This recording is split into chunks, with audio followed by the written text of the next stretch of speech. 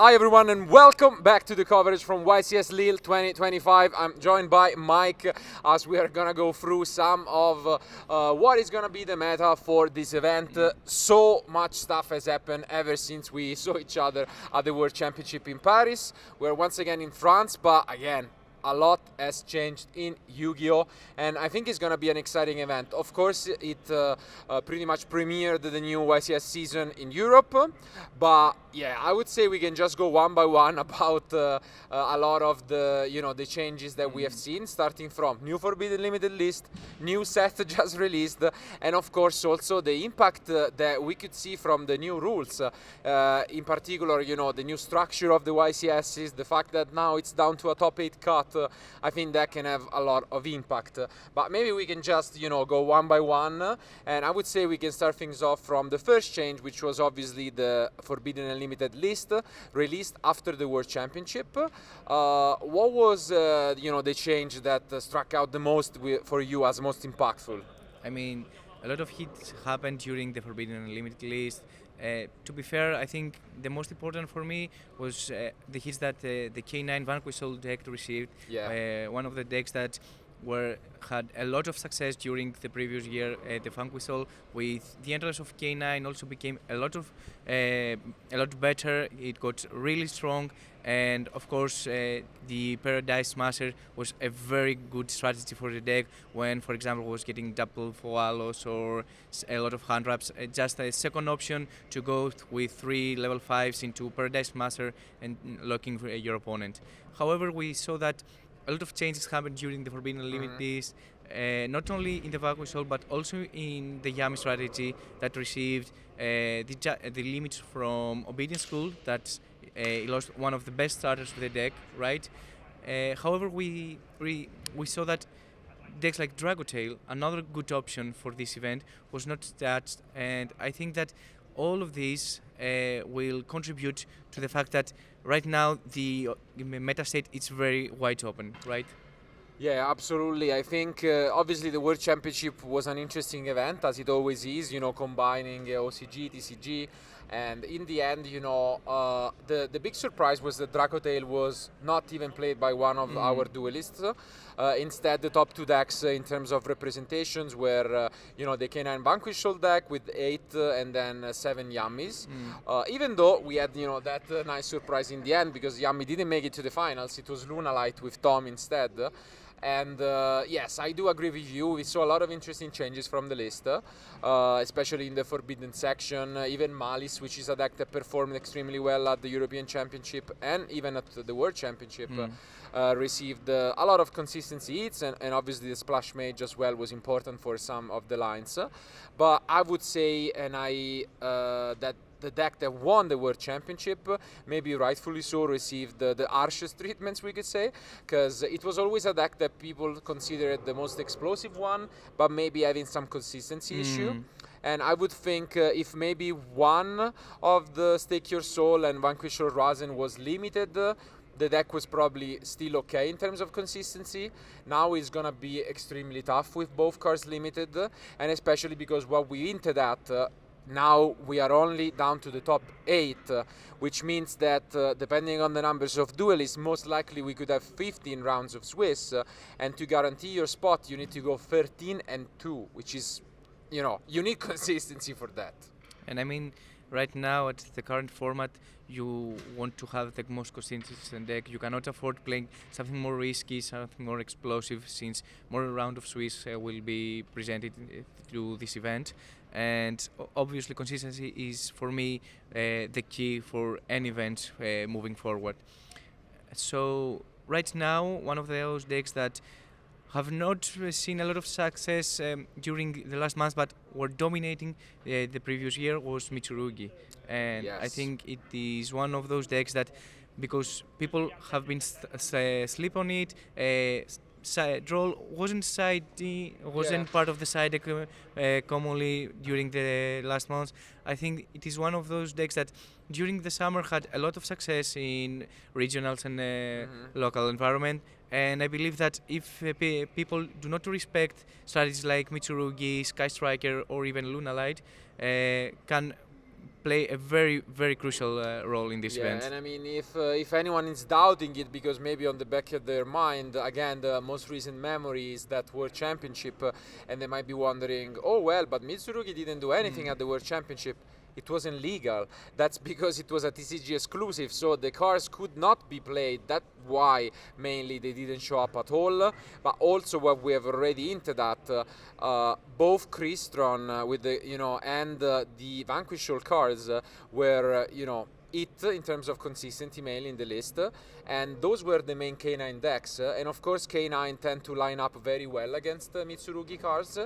Now maybe they're not going to be as popular, and that has led to Mitsurugi having a lot of success.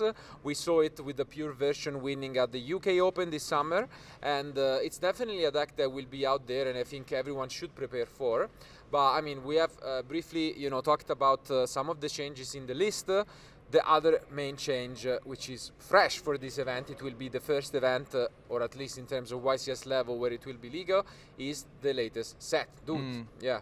So what do you think of this set? What is it going to be the impact? I mean, the elephant in the room is the Yami support, right? Yeah. Masmau is one of those cards that really help the deck, because the problem with Yami, and a very good strategy when going against it, was to banish the field spell, since the Yami has a lot of problem breaking big monsters into the field, since every monster, yes, it has a lot of recovery, has a lot of very good effects, but it lacks attack, and this is why the field spell is very important, right? But if you make, for example, SP Little Knight in the correct moment and banish the field spell from either field or graveyard, you can just play knowing that your opponent cannot summon a very big monster. And this is how Masmau changes the current Yami playstyle, giving, first of all, the protection from the banishment of the field, and obviously the second hidden effect of Masmau is that it can be also an extender and a starter, meaning that you don't need to commit your normal summon to it. No, it's an incredible card for the deck. Obviously, as we have learned already, any name is good, because any name gives you a one card combo.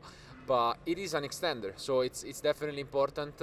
In terms of consistency, sure, Obedient Schooling was of course an amazing card, but you could technically play more starters now, since you lose 2 and you can add the free Marshmallow. You have a lot of room, in how many starters you want to play in the deck. It is important to mention that although it's the only extender we could say in terms of engine, it comes at a cost, because differently from the other Yammis, the effect to special summon from the end is a trigger effect, which means that the K9 cards, in particular Izuna, will be live, which usually was not the case. Yami shined a lot against K9 decks because it had 0 grave or end interaction, so that can come into play. But yes, I would say Yami is the deck to beat for sure. The reason is what we have talked about already, unique consistency. Like, to go 13-2, you cannot really play those high risk, high reward decks that we have seen in the past, where maybe you're like, okay, I could have, I could break, I could have a couple games where it doesn't go my way. Maybe I can go, X3 in some events, or even X2-1, and sneak into the top cut, and once I make it there, it's a whole new tournament. That's not the case. Going 13-2, you absolutely need consistency. Yami provides it. And it gives you a lot of room for non-engine, where you can, adjust your deck against the field. And I don't know what you think about it, but I've heard a lot of players say that Yami, even though it should be considered the best deck, it doesn't line up well against the other 2 decks, which are Mitsurugi and Dragotail. Do you agree with this, or do you think it still has what it takes to adjust with the non-engine? To be honest, this is a cycle right now for me. Meaning that obviously Yami was considered, if not the best, one of the best options. However, Yami was very good during the previous format, since it played very well against K9, as you said. And this is not the case anymore, since K9 decks have taken a step back due to the Forbidden Unlimited list. And now the best decks currently are Yami, Dragotail, Mitsurugi, for example. All those decks have a common shared key, that they play very good against Yami. So if you choose to play Yami, right now, you know that all your other matchups will be against you, right? Meaning that Dragotail has a very good Yami matchup, Mitsurugi has a very good Yami matchup, Lunalite has a very good Yami matchup, even Sky Striker has a very good Yami matchup. And this is the decision that a potential player will need to address for this event. That if he goes for the consistency that Yami provides to go 13-2, or he will go, for example, for another option, but it will be a favorable matchup against the most common deck in the room, that will probably be Yami. Yeah, I mean, at some point it's also law of the numbers. You know, if there are gonna be so many Yamis, some of course are gonna have to go through, and I would be shocked if we didn't see any in the top 8. I agree, and I do think in terms of raw matchups, maybe it is behind engine through engine, but I think what really differentiates it's really full of one card combos, and then you have so much room, even up to 20. You know, to play non-engine, and for example, if you pair it especially against Dragotail, which is the other deck we want to talk about, I mean, it's very different, because on the one hand, Dragotail, as you've mentioned, was the deck who pretty much got untouched from the latest Forbidden Unlimited list. It did receive a small support, I would say, in yet another name in the last set, but it's a deck that requires a very specific deck building. It's good, it's consistent in its own right, I would say, but you need to play monsters. Since your fusions require monsters in hand, you can't really afford to play Spell and Trap non-engine, so cards like the Dominus cards, Impermanence, Dark Lure No More, Droplet, all of these options which are very powerful against any deck, you can't quite afford to play them, and so I don't know, in terms of consistency, it does struggle sometimes, but I just don't see it going all the way because of the top 8 cut. I think non-engine is so important that, even against Mitsurugi, the Yami deck can just adapt. You have a lot of cards that you can play. You can play Droll, you can play Diddy Crow, you can play, a lot of trends are now coming back with Dimensional Barrier probably being extremely effective now that Vanquish Shoal is expected not to be there around. And so I still think Yami is up there, but you have touched on it briefly. I think one of the big surprises for the World Championship was how well our European duelist performed, and all the way down to the top 4 we saw an incredible match between Tom representing Lunalite and Rosalie shocking everyone with the only Sky Striker deck in the competition, and I do think both of those decks will be here at this event. So what do you think, starting off from Tom's second place performance, the Lunalite deck? What do you think? I mean, obviously, I had the pleasure to have an interview with Tom after his win the top 4 feature match. Yeah. And I asked him the exact same question. How did he feel about the Lunalite against the current meta? And he told me that he feels very confident against the decks, for example, Yami and Dragotail field, since he can OTK through any field of those decks, since he plays a lot of field breakers, right? Which is another big, I think, debate right now in the community. If you are going for field breakers, if you are going for hand traps, if you are going for a build from kind of both, but I feel like decks like, for example, Dragotail, as you mentioned, needs to play a lot of hand traps. Yami also, in my opinion, is better with hand traps, because the power is that you have one card combos and you want to pair it with, even going first with hand traps like Ash Blossom, Ghost Bell, Diddy Crow. And Lunalite is one of those decks that can afford to play field breakers, which are very, very good in the current meta, and I think it's very important. However, as we saw in the final, they struggle a lot against Droll and Lockbird. I think Droll and Mistaken Arrest and Debarrier, as you mentioned, is one of those cards that will identify the current meta state, to be honest.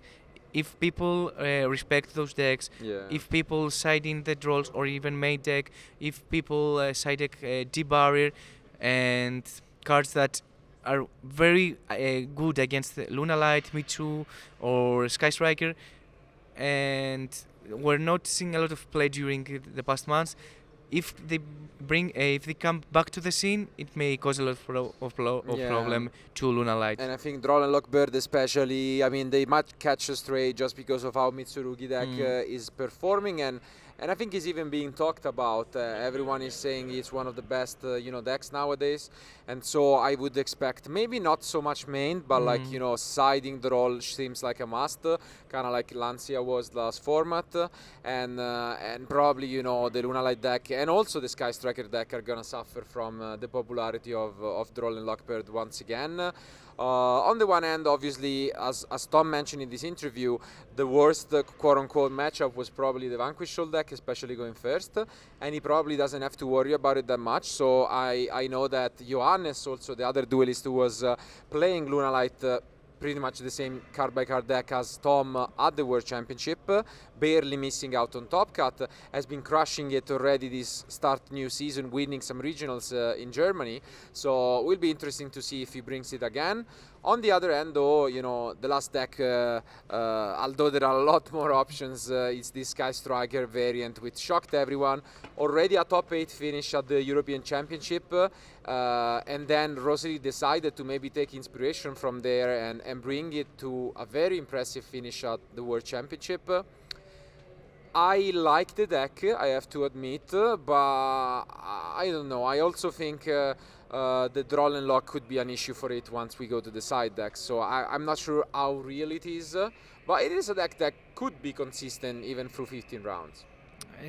Sky Strike is one of those decks that obviously it has my heart, to be honest. Me too. Yeah. But I feel right now there are true powers that they can play a lot of good spell cards, right? Yeah. Like Thrust, like cards that are very explosive going second. I still am not convinced that Sky Striker is a good option going first, meaning that yes, the newest Link 0 is very, very good. Yeah. Obviously, setting anchors and Lemon Gates is very good, but still it has not something unique that makes you feel that comfortable going first for 15 rounds.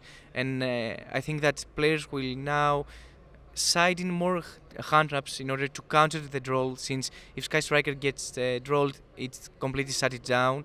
And I think that if you play Sky Striker with hand traps, you're losing a lot of your true power, meaning that you need your Thrust live, you need to draw into Thrust, activate Thrust, grab your Engage, draw into a Pot of Desires, and just generating unfair advantage, right? And I believe that Sky Striker is one of those decks that, yes, can catch people off guard, but if people are prepared for it, I think that it will be struggle. Yeah, it suffers a lot, and it's also one of those decks where I think they get better when you can prepare for the field. And the truth is, yes, we have now mentioned what could be, the top 5, let's say, most represented decks. In reality, this tournament will be as open as it gets. New strategies such as the Solfa Chord, new support in Dudam Dimensions, all the decks coming back with the, Forbidden Unlimited list.